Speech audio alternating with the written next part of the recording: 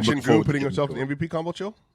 Let's get serious, please. I mean, that was a great game. That was a great game, Penn. It was an awesome game yesterday. He's leading the number one offense in the league. They're currently the best offense ever. Mm-hmm. Ever? Currently the best offense ever. They're currently the pace. They're playing at the best offense ever. Currently, as a team on paper.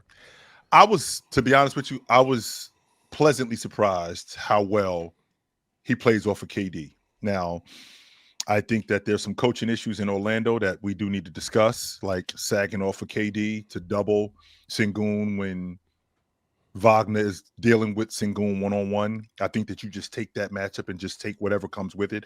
Of all the people on the floor, because they had a lineup of KD, I want to make sure I remember this correctly. It was KD, Jabari Smith, the offensive rebounding guy. Why am I drawing a blank on his name? Steven Adams, Sengun, and they had Shep. So if I'm dealing with Sengun, the other four guys on that floor, the one guy who I'm not doubling off of or I'm not sagging off of is KD.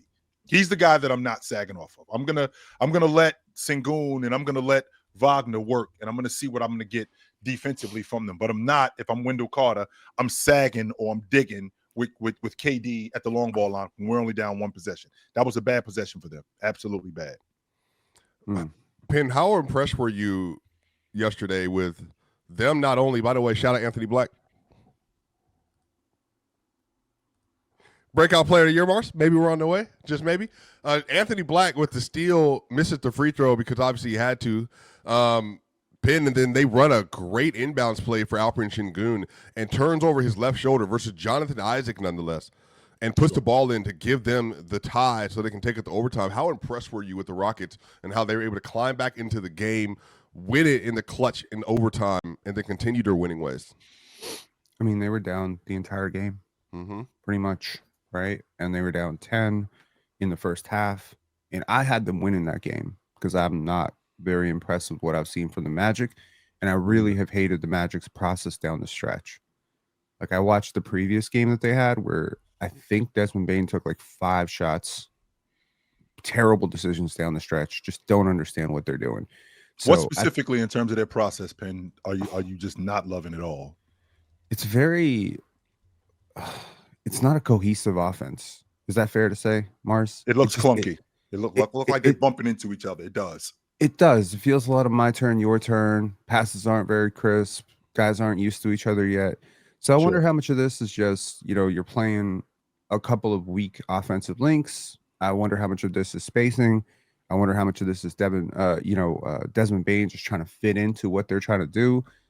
I wonder how much of this is Franz Wagner's mask. I don't know. Playing with the mask is hard, man. Depth perception really messes up. So I don't know. I was higher than everybody up here, I think, on the Magic coming into this season. I thought they were going to run away. Ox picked them to go to the finals, I believe. Okay. In terms of regular season success, I think I was. Yeah, I was insanely high on them. I had them in the Eastern Conference Finals. I thought Jalen Suggs was going to be a revelation. Suggs has been awesome. He has been awesome. His teammates have not. So, yeah, it's kind of where I'm at. Well, and I think there's something to this, Chill. So late in the game, what I don't like about teams like SGA, Oklahoma City late in the game, straight ISO, get to the nail. It's a hang pull up, but SGA is elite at that. He can do that. Yep. But even yesterday, the Houston Rockets are running a 3-man game with KD, Alperen Sengun, and Amin Thompson in the dunker spot. And they get points off of that. They can manufacture points there. The Magic were running ISOs with Desmond Bane or Franz. And I'm saying that I think if you look around the league right now, Chill, even Luka, like as good as Luka is, I'm honestly not as afraid of you running ISOs down the stretch of games as opposed to you running an actual set and you got an actual 2-man game or 3-man game that you built, because what happens is if you layer the floor like De'Aaron Fox and Wemby could have done and maybe will do in the future, it actually creates so many advantages on the court for yourself, and you don't have to rely on just trying to get by a man or really get a really tough pull-up midi. And I think that's the thing that I think is holding back the Magic maybe in the playoffs as well. I don't know how they're going to manufacture points other than like, Paulo, please save us at the end of games.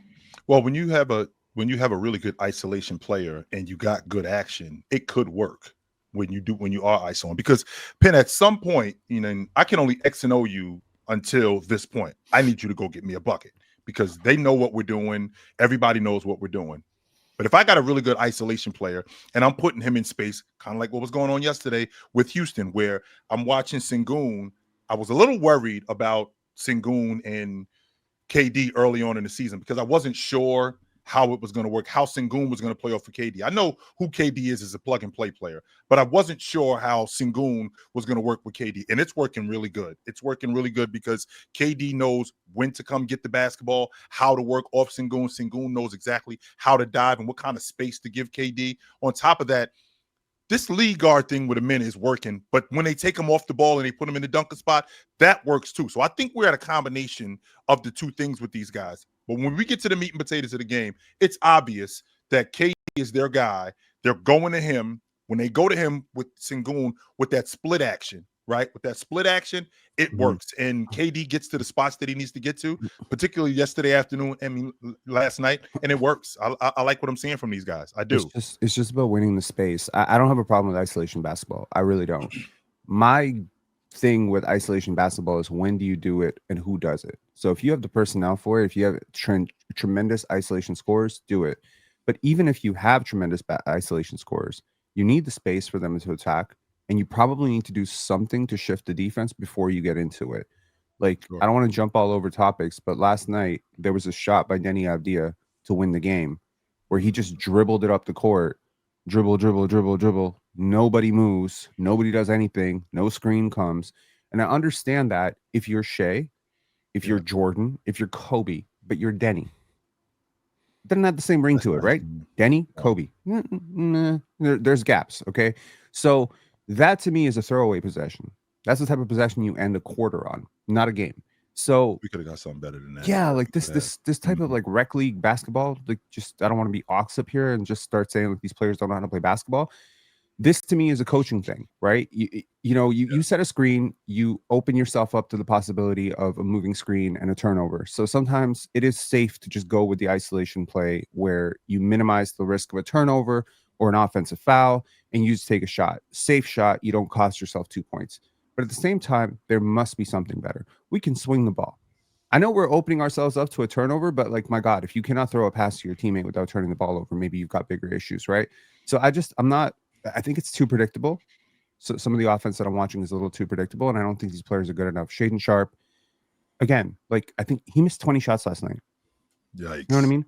So yeah, you're really missing the fact that you don't really have a point guard. Scoot's out, Dame is out, obviously Drew is out. So, no Drew Holiday. Yeah. No Drew Holiday. So we're seeing a lot of teams succeed without point guards, but it's leading to very different types of offense.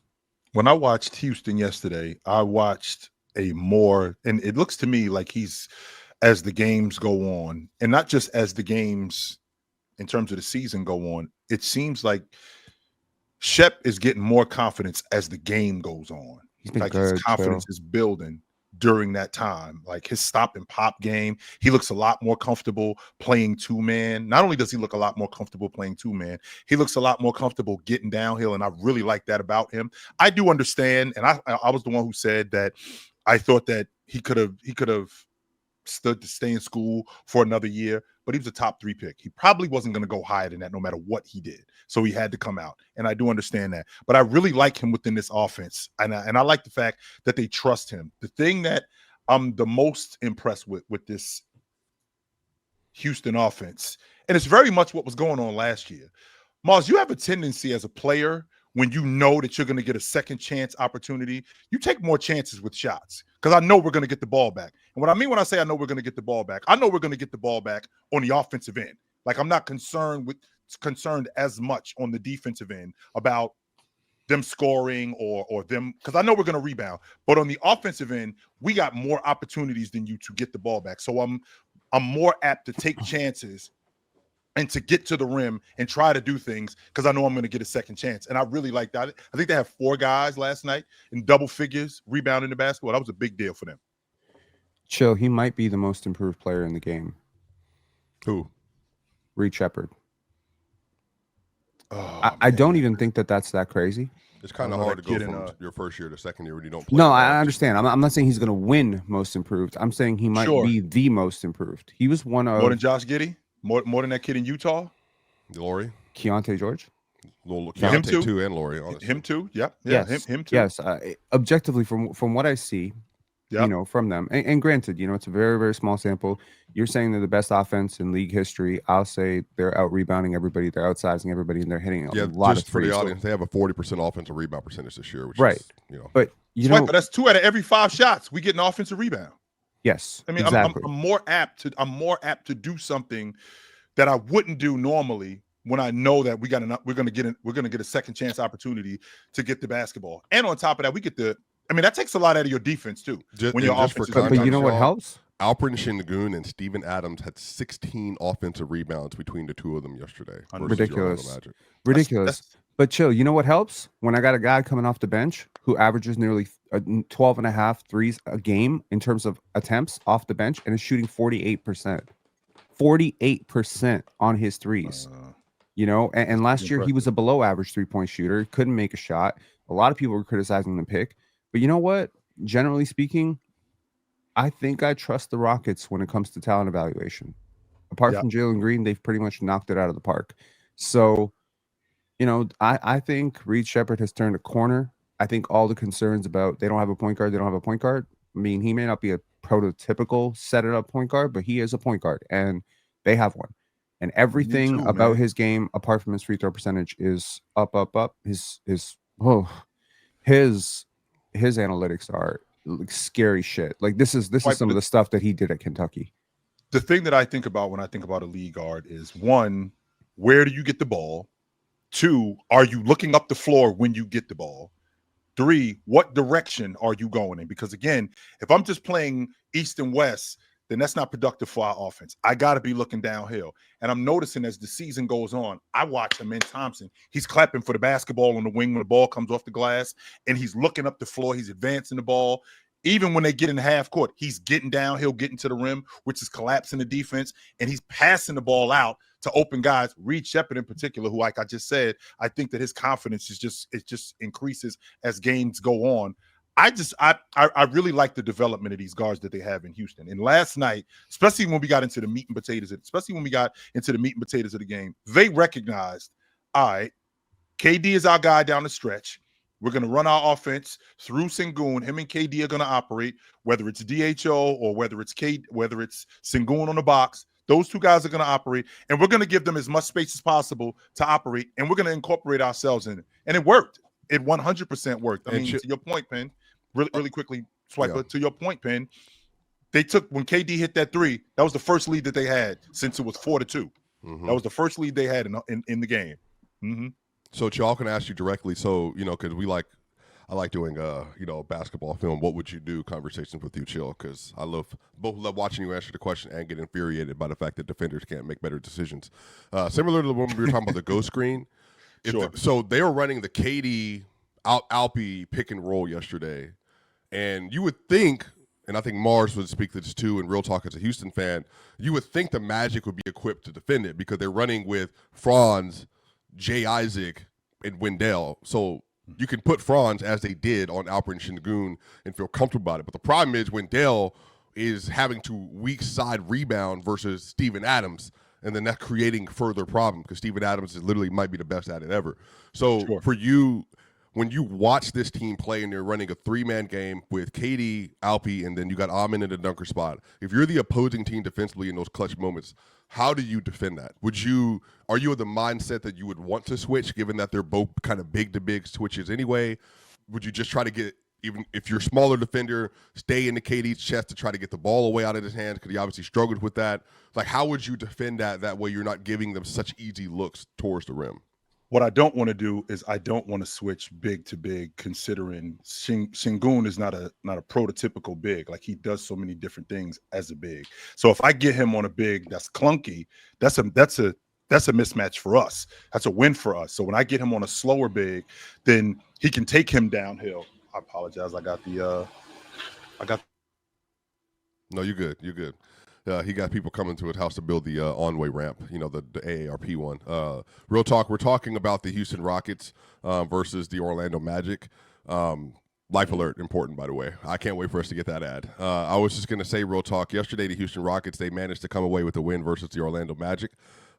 Did you get a chance to put your eyes to that game? I know there were a lot of games happening last night, and then what were your overall I thoughts? watched that game in its totality. I heard some of the stuff y'all were saying about the game. I disagree about how Orlando was closing the game. I think they have found something. A couple of teams have gone at this late in games against the Rockets, and it's singling out Jabari Smith in isolation. They were kind of hunting him. Desmond did have a couple of good possessions against him, got a few buckets. He finally got a stop. I think want to say late in the fourth against Desmond. When he blocked Anthony Black. Something like that. Yeah, but they were hunting Jabari Smith. But also, I don't need to stop you every trip, by the way. Let's be clear about that. I mean, you're going to go after me. But he was getting... I don't need to stop you every trip. There were consecutive buckets made on him, consecutively. So, but he finally anchored down. He got to stop. I don't like this zone that Houston is running. It's so weak. Like, they almost got dunked on because we were in the zone. Franz catches the ball, I believe, like in a short roll or something like that. I don't know. But he goes down the lane, and nobody stops the ball. And somebody almost got postered because of it. That zone is weak.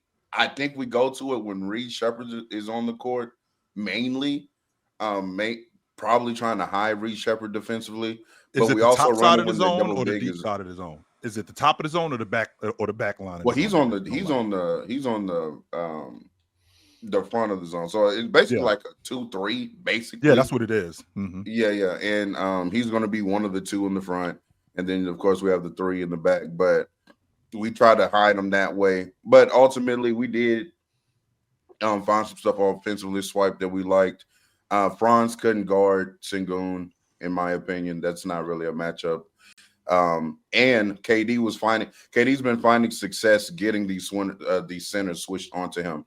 And so I'll even like that last shot he took. Anytime KD can get to a spot comfortably, be on balance, it feels like he's going to make that shot like 70% of the time. Stay right there, real talk. He had in isolation. Yeah, stay right there, real talk. You just said that Wagner, he can't cover Sengun. Well, we got to get a different help because one or two things is going to happen. I'm going to either eat Sengun's production or I'm going to get him some help, right? So if I'm going to get him some help, where does it have to come from? Because it can't come from KD, whoever's covering KD.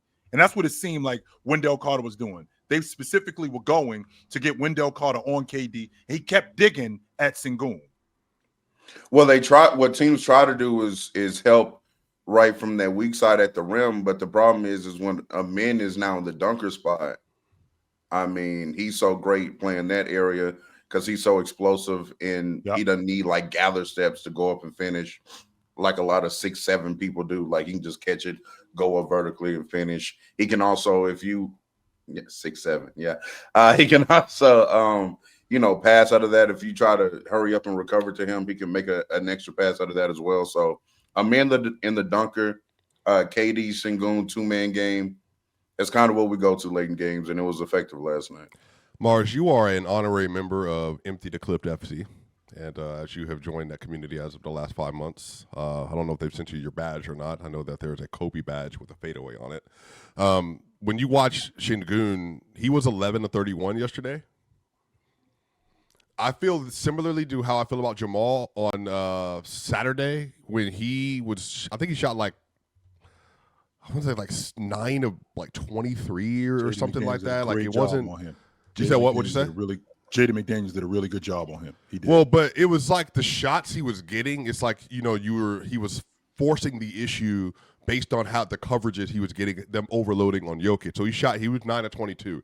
But something I said, Mars, then was I don't care at all about the missed shots because they were required shots. He had to take those given the coverages he was seeing, and that alone put so much pressure on the Wolves defense. We'll talk about that game later. I think Sengun did the same thing.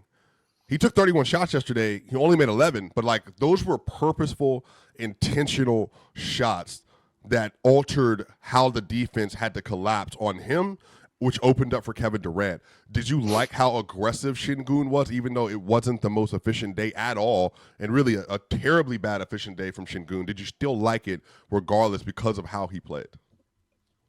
I think an aggressive Sengun is a good Sengun, especially when it's around the rim. When you're getting the Sengun, that's like early on because he had it going with his jump shot. He made like his first 2 shots, and then he tried another one, and then I think he airballed it. So like that's not ideal. But when you're getting Sengun close to the rim, I don't mind whatever shot he takes down there, especially when like he had like 8 offensive rebounds. So it's like, yeah, we can just field goal percentage everyone to death and be like 11 for 31. But when you get 8 second chance opportunities, it's like you didn't really shoot 11 for 31 though. So it's like, I don't know if you just take away 8 shots and say he was 11 for 23. I'm not saying you do that, but I am saying that there's inherent value to second chance opportunities being more efficient than first chance opportunities, and he generated a lot of them. I think when you have, especially when KD's not the most empty the clip player ever, especially at this point. In fact, I'd argue he's one of the lesser empty the clip players. So when you have someone like Sengun who can generate shots that he's comfortable taking, and then you have a team that you said rebounds 2 out of every 5 misses, you need someone who's willing to put the ball towards the rim. And Sengun did that. Sengun draws a lot of attention. I'm not sure how many bigs I would say draw more attention within like 15 feet than Sengun does. Just in terms of double teams, defenses loading up on him, and then he seems to be comfortable playing in those situations for the most part. So yeah, I think he's a big contributor to why Houston have the #1 offensive rating with his offensive rebounds, with his scoring aggressiveness. Now, I don't think his shot selection is perfect, but like when he deep seals Franz under the rim and then misses a hook shot, but then scores the putback, like, yeah, technically you went 1 for 2, but like you really just you scored on that possession. So I don't know. It's a weird little equation, but yeah, I do understand. I'm kind of curious, actually. What's more valuable here? Like, is a missed shot worse, or is an offensive rebound better? Like, what would you rather have? Like, because I'm actually of the mind that an offensive rebound is more positive than a missed shot is negative, even if it's not on the same play. Because I think I'm of that too, Pin. Yeah, like the best offense comes out of offensive rebounds. I'm also of the mindset, by the way, that getting to the line 10 times, which Sengun does, like and did last night, I think that kind of offsets some of your missed shots too. So how much like you say you say he's double teamed a lot, right? Which he is. Certainly. He throws his weight around, he's very assertive, he's very aggressive, he makes his moves relatively quickly. How much of that is contributing to favorable offensive rebounding opportunities for Amen, right? And so I think that's what maybe spreadsheet FC is gonna dock him for 11 for 31. But I'm watching the game and I'm like, I can't call him negative even if he goes 6 for 30. And Penn, to add to that point, I think one of the new things that is missed, and maybe this is we're drawing board FC, which is like play design and mapping. Okay. Sure. There's when you have a leverage inside, you should take the jump shot. Because one of the things that I have, many things I've learned from Yoke, and I've learned from Embiid, and I've learned from other great bigs, when they are, even if you're in transition and you have a cross match, but it's not clean, or if they're overloading and fronting you with weak side help, and you're trying to enter the post pass and you can't. So once you swing, I literally will watch bigs look at the guard or look at the wing pin at the top of the key and just say, shoot it.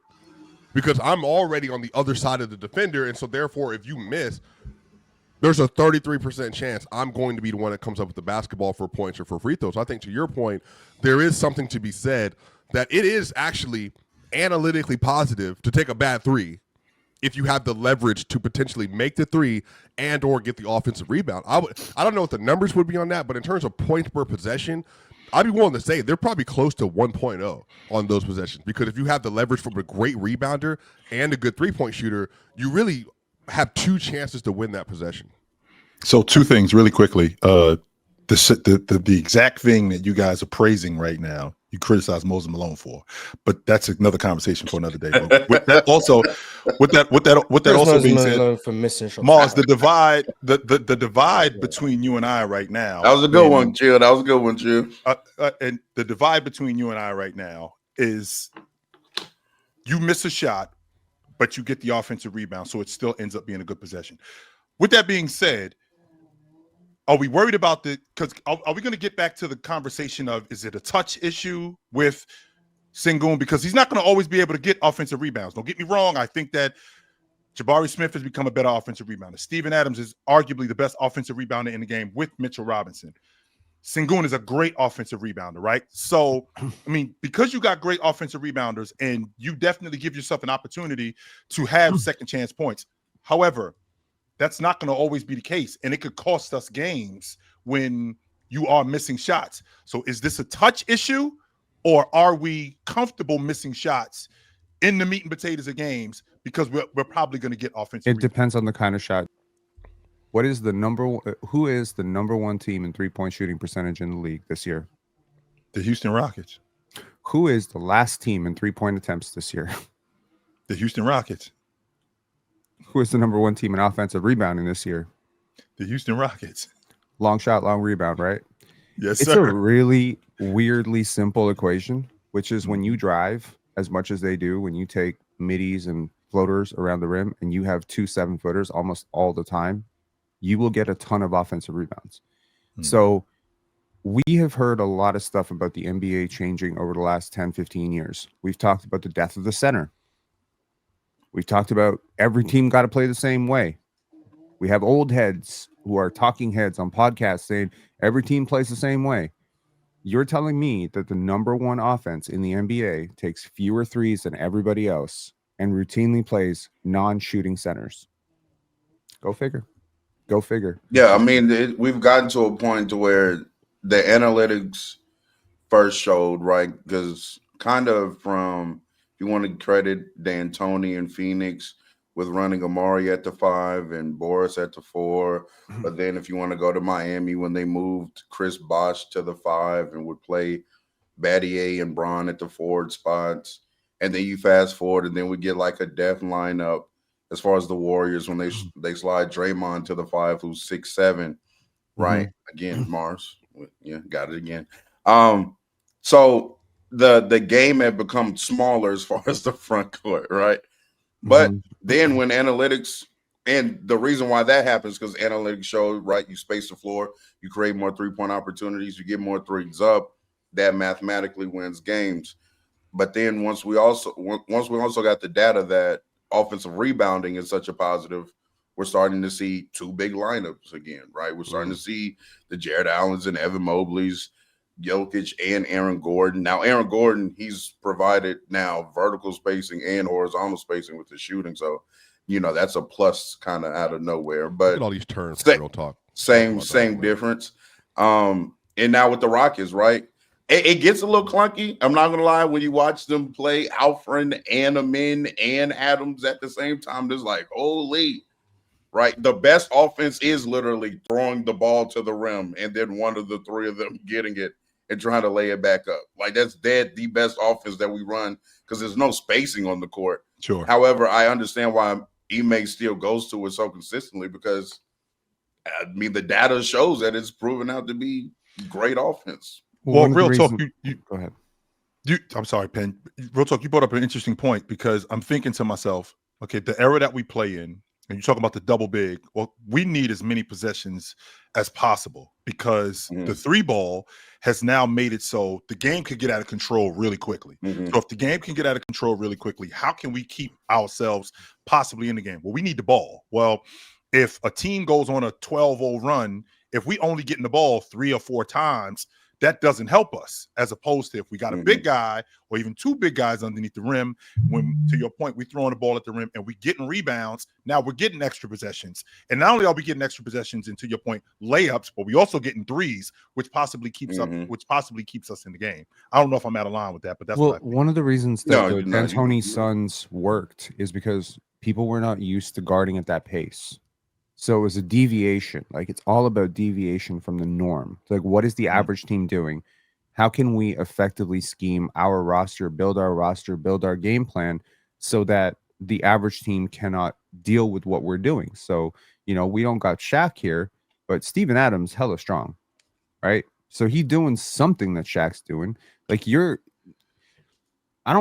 I don't mean to be out of line offensive here. Rebound yesterday, holding off Wendell with one arm. He got the offensive rebound with one arm and holding off Wendell with the other arm. Like, yeah, like to understand Shaquille O'Neal's impact in the early 2000s was basically like you had to send 2 to 3 players to crash him off the offensive glass or deal with him in the post, which opened up space for everybody to cut, everybody to shoot, right?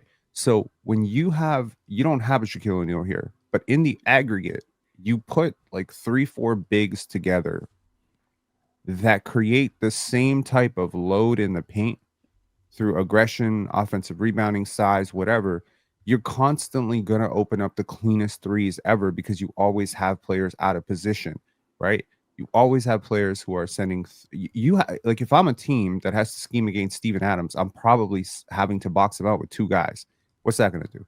That's going to open up a 3-point shooter on the corner that he's on. So I think they're taking like some of the most open threes in the league.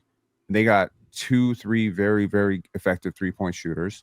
So it'll be very interesting to see how this works out. I mean, they're number 1 in terms of offensive rating. They're number 2 in terms of points per game, and they're not taking threes, Chill. And that, to me, the math doesn't math, right? Because threes are worth more than twos. Yeah, but the threes that they are taking, that's the one thing that I do like about Houston. The threes that they are taking, they're not bad shots. Like they're not shots where guys are taking shots off balance and guys are. I mean, I know how Mars feels about the pull-up 3. KD has implemented that into their offense, and it does help, no doubt about that. But, I don't cringe when I see Amin Thompson at the long ball line. I don't. I don't cringe. I don't cringe when I see it. And the reason why I don't cringe is because he will make one. Like, he's not one of those guys. He's not Sohan, I mean. He's not anybody like that. Like, he will look at the basket, and he will crack the long ball, and he will make one, maybe even 2 of them. And he will also get downhill and get Shep involved in the game. He'll get KD involved in the game. And I think that they take really good threes. I think that's one of the reasons why they don't shoot a lot. They don't shoot a lot of threes is because their offense is efficient in other areas. And I think that the 3 ball just adds to it. I mean, he's shooting 20% from 3, but I mean, shout outs to Amin Thompson. Hey, I'll take him. And I don't know, Journey still hasn't catching strays. He's shooting 50%. I'll take him making 1. I love it. Shoot it. I want to add this last little tidbit. I think the reason also why I think double big lineups are able to come back is because that guy down there in San Francisco or wherever they're located at now, 30. Since he's aged, there's no other player like that still, like that we've ever seen. The problem with playing centers during the Golden State run is that your slow mobile or not mobile center is having to either try to play drop coverage against Steph. That's dumb because he's going to hit the pull-up 3. Gobert. Or he's going to have to try to switch out onto Steph. And 2016 Steph is definitely cooking bigs in isolation, right? Or you have to blitz the pick and roll coverage, which then sets up the Draymond 4-on-3 game, which he mastered. And so what year did it switch? Real talk. Which back? Like as far as the double bigs coming back. When did that start coming back to you? Because Horford and Embiid. I guess there was Horford and Embiid for a little bit. Yeah, the where I saw it really, where a team I saw was Boston 22-23. They would run Robert and Al. And those lineups, if you go back and look at their lineup data, that was their best lineup when they played together. And I think that was for a reason. Now, obviously, Al still provided the spacing. And I think nowadays you would still like one of the bigs to be able to shoot. So 80 and somebody said 80 Boogie was that was supposed to be. Yeah. That was fun. That was the best fun. 2K team I would have loved to play with, by the way, Mars, ever. I would have loved to see that in the playoffs. Before he got hurt. We only saw it for like 5 minutes though. So it wasn't something that was a recipe for success. We didn't see it that long. To your point, real talk, I think what was going on in Philly with Joel Embiid and Al Horford, it looked like it was starting to work in Cleveland with Mobley and Allen because I caught that high-low action with them. But with Steph Curry, the problem is there's nobody like Curry. So there's nobody to implement that. So you'll live with other guys shooting the long ball. That's not to say that I'm just going to let you shoot the long ball. It's different than living with Curry shooting the long ball. Because with Curry shooting it, more times than not, I mean, even though you get a 2-for-11 game, when you get late in games, you don't want him shooting. You want somebody else shooting. And because he's so damn good, and because he's been so damn good for a long time, and now it's getting to be this because he's older. There's the double big lineup is now it looks like it's now kind of seeping its way into what the NBA is. One thing I wanted to ask you here when it comes to this is for the group, because I think the thing about the Warriors was at the time they had the most efficient players that we had seen in that era in their respective spots. So you had Steph, you had Clay, but then you had like Sean Livingston, you had obviously Kevin Durant, you had Harrison Barnes. They just had gunners everywhere. And I think what happened, Shield, is it's not just that small ball style started fading out because of Steph and Clay's decline. What I actually think led to this also is the bigger you get, the more opportunities you get around the rim. And so I think that Embiid, Horford, when you get Horford, Robert Williams, and then you start getting like into remember Jokic, Mason Plumlee, then you get Jokic, Aaron Gordon. Teams started to kind of see, man, there's a formula to this. And then I think what really took it to the next level, because Denver did it with AG in 23, and then what happened is you get Kristoff, and then you get Al Horford, and then you get Ihart and Chet Holmgren, and then out of nowhere, then you get Steven Adams and Alperen Sengun in a playoff series. Yeah. And that is their best two-man game they have.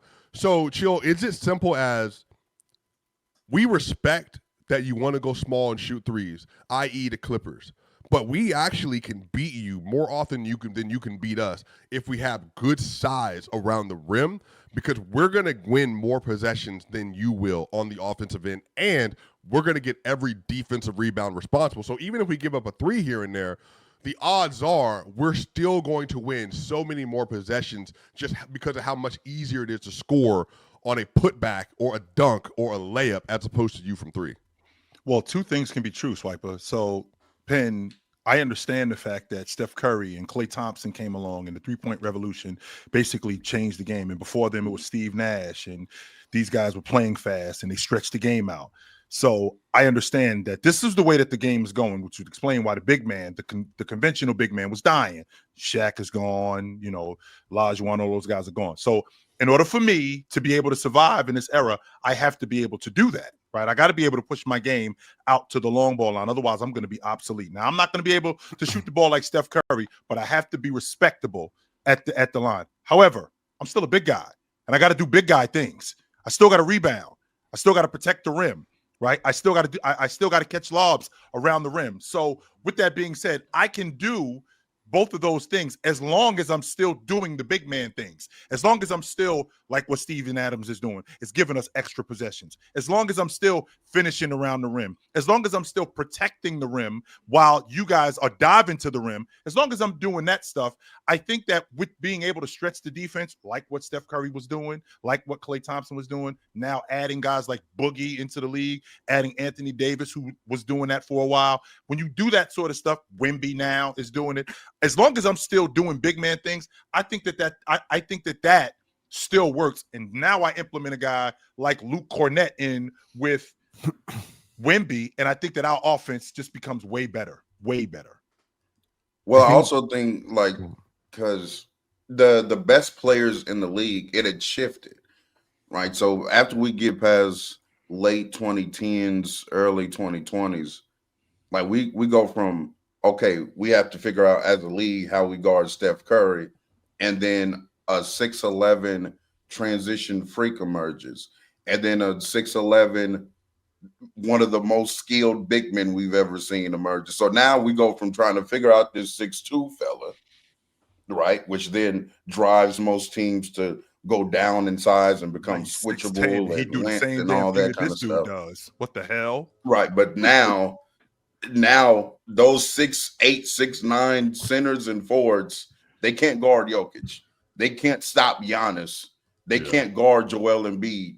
So now you also have to counter that. Like, okay, well, we have to figure out how we're going to guard Joel Embiid from getting 40 in 30 minutes. How are we going to stop Jokic from absolutely dominating down low because he's just putting that little brother on his back, getting 5 feet away from the basket and hitting the hook shot every time. So it also was the bigger players became the best players in the league after we made the adjustment to trying to guard, the little guy.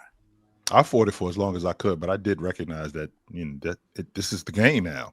And as a big guy, you have to, change your game. Otherwise, you're not going to last. It's the player choice way. Yeah, them boys don't get it started. The player choice way. The player choice way. Come and switch lanes into the player choice way.